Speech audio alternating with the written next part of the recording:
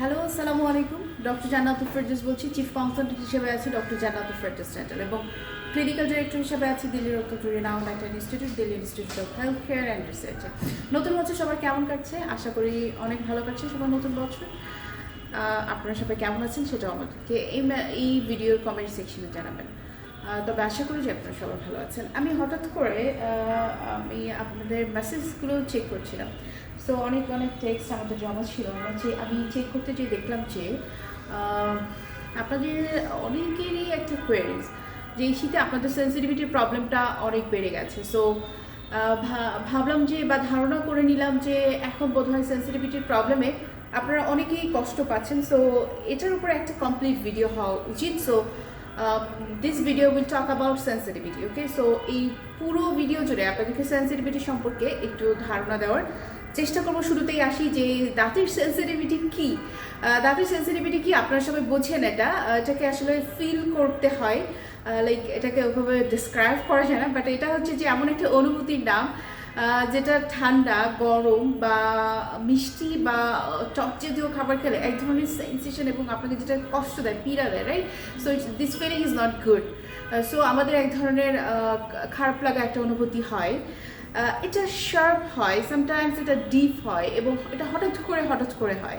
Like হঠাৎ করে ঠান্ডা কিছু খাচ্ছেন, একটা অনুভূতি হলো, অ্যান্ড সেটা একেবারে মাথায় যেয়ে লাগে। আবার অনেক সময় এমন হয় যে এখন তো ঠান্ডার সময়, রাইট? ঢাকাতে খুব বেশি ঠান্ডা না হলেও বাইরে বেশ ঠান্ডা পড়ে গেছে। আমাদের বিভিন্ন পেশেন্টের কাছ থেকে আমরা ইনফরমেশনগুলো পাই যে বাইরে বেশ ঠান্ডা। সো এখন দেখা যায় যে ঠান্ডা বাতাসের কারণেও অনেকে সেন্সিটিভিটি হচ্ছে। সো এটা কিন্তু খুব কষ্টদায়ক ব্যাপার। ঠান্ডার মধ্যে, শীতের মধ্যে আরও শীত হয়তো সামনে পড়বে। Okay, so let's talk about sensitivity কেন হয়, দাঁতের সেন্সিটিভিটি কেন হয়, সেই বিষয়টাকে ডেসক্রাইব করতে গেলে আসলে আমাদের সেই যে টুথ স্ট্রাকচার একটু যেতেই হয়। সো আমরা যত বেশি জানবো তত বেশি আমরা অ্যাওয়ার থাকবো, রাইট? সো একটু বলি, আলোচনা করি যে কেন সেন্সিটিভিটি হয়।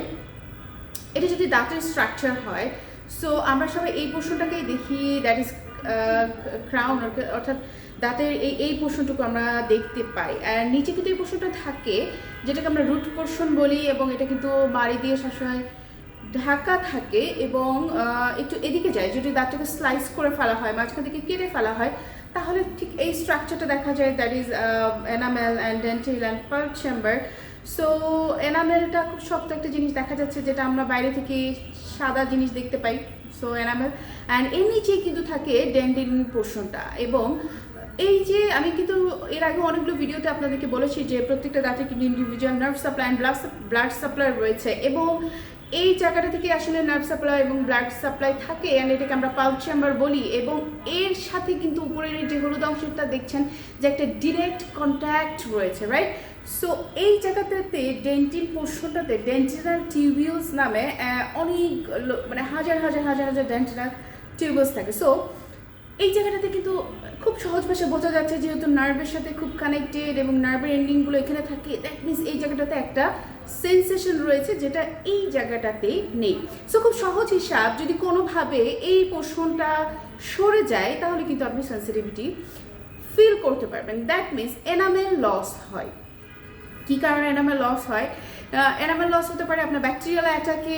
এই যে দেখতে পাচ্ছেন কালো একটা পোর্শন রয়েছে, যেটা দেখতে পাচ্ছেন ক্যাভিটি হচ্ছে। সো ক্যাভিটি হয়ে দাঁত ক্ষয় হয়ে গেলে এখান থেকে কিন্তু এনামেল পোর্শন লস হয়ে যায়, আলটিমেটলি কিন্তু ডেন্টিন পর্যন্ত পৌঁছে যায়। সো আপনার সেন্সিটিভিটি হতে পারে।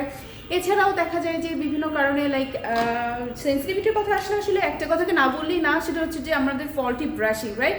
সো ফল্টি ব্রাশিং মানে কি? খুব উল্টাপাল্টা ব্রাশ করে, যা মনে যাচ্ছে সেভাবে করছি, অ্যান্ড খুব ফোর্সফুলি করছি। হয় না যে খুব মোটিভেটেড হয়ে গেছে, আজকে ব্রাশ করে সব একদম ক্লিন করে ফেলবো। সো এই টাইপের অনেকেই আছে যারা খুব ফোর্সফুলি ব্রাশ করে, লাইক এভাবে বিভিন্নভাবে আমরা মানে কোনো কিছু একটা নিয়মের মধ্যে নাই। বাট আমি কিন্তু এর আগে আমাদের একটা ভিডিও আছে যে হাউ টু ব্রাশ, এরকম একটা ভিডিওতে কিন্তু দেখিয়ে দিয়েছি যে কীভাবে ব্রাশ করতে হয়। সো সেভাবে যারা করছি না, অ্যান্ড দিস ইজ ব্রেসেল, হ্যাঁ, এটা হচ্ছে দাঁতের মানে ব্রাশের ব্রেসেল পার্ট। তো এই পার্টটা যদি খুব শক্ত হয়, লাইক খুবই শক্ত, যেটা কিনা এই ধরনের গামকে, লাইক আপনি একটা জিনিসকে ফোর্স করে উপরের দিকে উঠিয়ে দিচ্ছেন, অ্যান্ড যখনই উপরের দিকে উঠে আসছে তখনই কিন্তু এই জিনিসটা যদি এরকমই থাকতো, তাহলে কিন্তু যেটা হতো যে এই জায়গাটাতে যখন আপনি উঠিয়ে দিচ্ছেন, এই রুট পোর্শনটা কিন্তু এক্সপোজ হয়ে যাচ্ছে, তাই না?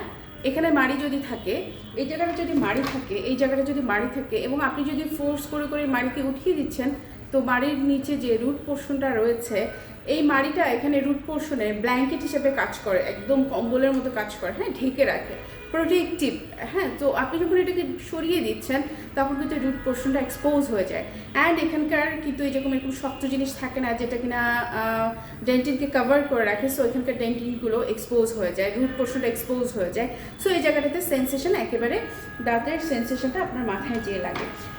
So faulty brushing, one of the cause, forceful brushing, hard bristle, এছাড়াও রয়েছে যেটা, সেটা হচ্ছে যারা আমরা অতিরিক্ত মাত্রায় অ্যাসিডিক ফুড খাই, অনেক অ্যাসিডিটি, লাইক সকালবেলায় ঢেকুরের সাথে সকালবেলায় উঠে দেখি খুব টকটক হয়ে আছে, অ্যান্ড যে অ্যাসিডটা মুখের মধ্যে আসে, এই ধরনের অ্যাসিড দীর্ঘক্ষণ মুখের মধ্যে থাকতে থাকতে এই এনামেল পার্টকে ক্ষয় করে ফেলে। অ্যান্ড আরেকটা খুব ইম্পর্টেন্ট ব্যাপার, সেটা হচ্ছে যে আমাদের যদি ওরাল হাইজিন খারাপ থাকে, সো গাম ডিজিজ ডেভেলপ করে। গাম ডিজিজের আমার আরও বিভিন্ন ভিডিওতে গাম ডিজিজ সম্পর্কে ইন ডিটেলস বলা আছে। তারপরে একটু বলি যে গাম ডিজিজ ডেভেলপ করে, লাইক প্ল্যাক ক্যালকুলাসকে দীর্ঘদিন মুখের মধ্যে থাকতে দিলে ব্যাকটেরিয়া সেখানে স্তূপ করে ফেলে অ্যান্ড মাড়ির ভিতরে এক ধরনের প্রদাহ করে, সো মাড়িকে কিন্তু সফট করে ফেলে। সো এই পিঙ্ক পোর্শনটা যদি মাড়ি হয়, মাড়ি যদি সফট হয়ে যায়, তখনও কিন্তু এদিক দিয়ে ফাঁকা হয়ে যায়, অ্যান্ড তখনও কিন্তু রুট পোর্শনটা এক্সপোজ হয়ে যায়। ওকে, সো এই পার্টটা যদি নরম হয়ে যায়, এই পার্টটা যদি আনহেলদি হয়ে যায়, তখনও কিন্তু রুট এক্সপোজ হয়ে যাওয়ার একটা পসিবিলিটিস রয়েছে। এছাড়া রুট পোর্শনে যদি প্ল্যাক ক্যালকুলাস থাকে, এখানে অনেকেরই দেখবেন এই জায়গাগুলোতে পাথর হয়ে যাচ্ছে, মানে এত পুরু পাথর যে সেই দাঁতগুলোর কোনো স্ট্রাকচারই দেখা যাচ্ছে না। সো সেই পাথরটা কিন্তু দাঁতের ভিতরেও চলে যাচ্ছে, মাড়ি ভেদ করে ভিতরের দিকেও চলে যায়, অ্যান্ড তখনই কিন্তু এই প্ল্যাকগুলোও কিন্তু সেন্সিটিভিটি তৈরি করতে পারে। সো আপনারা যারা টেক্সট করেছেন, আমি দেখলাম যে ম্যাডাম এমন কোনো মেডিসিনের নাম বলেন যেটা খাওয়ার সাথে সাথে আমার সেন্সিটিভিটি গায়েব হয়ে যাবে। সো এমন কোনো মেডিসিন কিন্তু সারা পৃথিবীতে ডেন্টিস্ট্রিতে আসলে নেই। সো আমাদেরকে যেটা করতে হবে, এটাকে কারেক্টিভ ট্রিটমেন্টের দিকে যেতে হবে। লাইক আমরা যদি খুব ফোর্সফুল ব্রাশ করছি, সেটাকে স্টপ করতে হবে। ফোর্সফুল ব্রাশ বাদ দিয়ে, মানে নিয়ম ছাড়া ব্রাশিং বাদ দিয়ে আমাদেরকে একটা কারেক্ট, একটা মেডিকেল সায়েন্সের আলোকে যে ব্রাশিং টেকনিক আছে, অর্থাৎ আপনাদের যদি ইচ্ছা থাকে তাহলে আপনারা আমাদের এই পেজের মধ্যে ভিডিও সেকশনে যে দেখবেন যে ব্রাশিং করার নিয়ম, সেটা ফলো করতে পারেন অ্যান্ড সেটাকে প্র্যাকটিস করতে পারেন। সো ব্রেসেলটা চেঞ্জ করতে হবে। ব্রেসেল যদি খুব হার্ড হয়, এই টুথব্রাশের ব্রেসেল যদি খুব হার্ড হয়, তাহলে সেটাকে চেঞ্জ করতে হবে অ্যান্ড সফট ব্রেসেলের দিকে আপনাদেরকে কনভার্ট করতে হবে। ওকে, ওরাল হাইজিন খুব ভালো রাখতে হবে, লাইক 2 times ব্রাশ করতে হবে ডেইলি। দাঁতে করার মধ্যে খাবার কিছু আটকে গেলে, খুব স্টিকি ফুড খেলে, সুইট জাতীয় খাবার খেলে, সেগুলোকে ধুয়ে ফেলতে হবে, কুলি করে ফেলতে হবে। খুব মাংস জাতীয় খাবার খেলে সেটাকে ফ্লস করে বের করতে হবে। আপনাকে ক্ষতিকারক ব্যাকটেরিয়া ফ্রি হতে হবে। এছাড়া আর একটা বিষয় আছে, কিছু মানুষ আছেন যারা বুঝতেও পারে না যে তারা রাতে দাঁত কাটেন, দাঁতের সাথে দাঁতকে এরকম করে কাটতে থাকে। সো তাদের যেটা হয় যে এভাবে যদি আমাদের বাইকটা এরকম নর্মাল বাইকটা এরকম পড়ার কথা, ওকে, সো এই দাঁতের এই ইনসিডাল এজের সাথে এই দাঁতের কন্ট্যাক্ট হওয়ার কথা নয়, বাট অনেকেই আছে রাতে ঘুমের মধ্যে এই দাঁতের সাথে ফ্রিকুয়েন্ট একটা ফ্রিকশন করে এই দাঁতের এই পোর্শনগুলো কিন্তু একদম ক্ষয় করে ফেলে, অ্যান্ড তাদেরও কিন্তু সেই ডেন্টিন পোর্শন এক্সপোজ হয়ে যায়, রুটের কাছাকাছি চলে যায়, তাদেরও কিন্তু সেন্সিটিভিটি হয়। আর আরেকটা জিনিস হচ্ছে যে যাদের দাঁতে ক্যাভিটি রয়েছে, তারা কিন্তু অবশ্যই এটাকে ফিল করিয়ে নেবেন, কারণ যখনই ক্যাভিটিটা এখানে থাকছে তখন আপনার কোনো প্রবলেম হচ্ছে না, শুধু খাবার আটকে যাচ্ছে।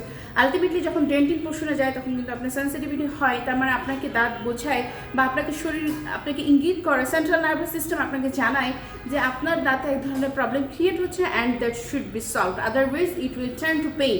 সো সেন্সিটিভিটি কিন্তু পেইনে টার্ন করতে পারে।